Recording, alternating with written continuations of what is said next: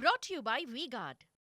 ఇంకా దరిద్రం ఏంటంటే బ్రాహ్మణ పరిషత్ మేము నిధులు ఇచ్చుకుంటూ పోయినాం. ఓవర్సీస్ స్కాలర్షిప్ నిధులు ఇచ్చినాం. డాక్టర్ అంబేద్కర్ పేరు మీద, జ్యోతిబా పూలే పేరు మీద, వివేకానందుని పేరు మీద ఓవర్సీస్ స్కాలర్షిప్ ఇచ్చినాం. ఇండియాలోనే ఏ రాష్ట్రం ఇయ్యని విధంగా పేద పిల్లలు విదేశాలకు పోతే వాళ్ళు చదవాలి, బాగుపడాలి, బతకాలని చెప్పి ఇచ్చినాం. మొత్తం బంద్ పెట్టింది. ఒక్క ఓవర్సీస్ స్కాలర్షిప్ ఇస్తలేదు ఈ గవర్నమెంట్ ఇచ్చిన కాడికి. మేము శాంక్షన్ చేసినవి కూడా ఇస్తలేరు. బ్రాహ్మణ పరిషత్కి అయితే లాస్ట్ 2 క్వార్టర్ల డబ్బులు విడుదల చేయలే. ఫైనాన్షియల్ ఇయర్ అయిపోయింది, అది కూడా ఇస్తలేరు. ఈ రకంగా వాళ్ళకి ఎగనామం పెట్టినారు. ఓవర్సీస్ స్కాలర్షిప్ కూడా బంద్ పెట్టినారు. చేనేత మిత్ర పథకాన్ని బంద్ పెట్టినారు. అనేక స్కీములు చేనేత కార్మికులకు ఉన్నాయి కూడా బంద్ పెట్టినారు.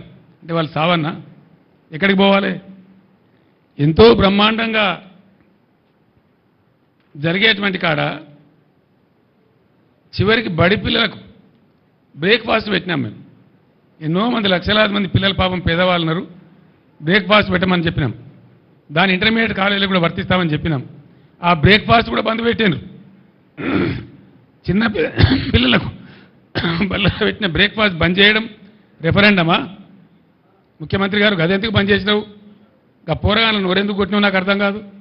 ఓవర్సీస్ స్కాలర్షిప్ బంద్ పెడతావు, బ్రాహ్మణ పరిషత్ నిధులు బంద్ పెడతావు, చేనేత కార్మికులకు బంద్ పెడతావు, చివరికి బ్రేక్ఫాస్ట్ కూడా బంద్ పెడతావు. మరి ఏం నడుపుతున్నారు మీరు నాకు అర్థం కాదు. ఎవరికి ఇస్తున్నారు డబ్బులు? ఏం చేస్తున్నారు? ఏం జరుగుతూ ఉంది? ఇంకా దీని మీదికెళ్ళి కథ ఏంటంటే, రైతు బంధు అడిగితే ఒక మంత్రి ఏమో చెప్పుతోని కొట్టున్నట్టు. చెప్పుతోని కొడతారా? నేను ఇదివరకే చెప్పిన రైతులకు కూడా చెప్పులు ఉంటాయి, బందోబస్తు ఉంటాయి. తిక్క ఉట్టుకొచ్చినాడు వాళ్ళు మరైతే మీ గతి ఏమవుతుందో ఆలోచించుకోండి అని చెప్పిన నేను. సిరిసిల్లలో కార్మికులు చచ్చిపోయే పరిస్థితి ఉందా? ఆత్మహత్యలు మళ్ళీ మొదలయ్యేటట్టునేని అడిగితే ఇంకో కాంగ్రెస్ వాడు అంటాడు, ఏం పోయింది వాళ్ళ నిరోధులు అమ్ముకొని బతుకమన్నది, పాపడాలు అమ్ముకొని బతుకమన్నది అంటాడు. నిరోధులు అమ్ముకొని బతకన్నారా? కుక్కల కొడుకులారా మీరు? మనుషులా మీరు?